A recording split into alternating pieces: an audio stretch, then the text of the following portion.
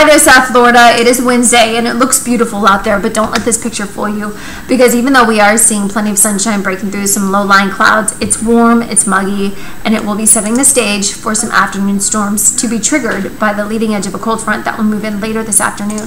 Currently, temperatures about 13 degrees above where we should be. By the afternoon, we're forecasting highs rapidly to warm up to the mid-80s. It'll start to become stormy just after the 4 o'clock hour, so the evening commute will be a wet one, and some of these storms could be very strong to severe, so we're just preparing you for the day. Currently, we have that severe weather threat over northern Florida. A line, look at that cluster of shower and thunderstorm activity over the Gulf of Mexico. Eventually will be headed our way. The area of low pressure associated with it is over the Tennessee Valley.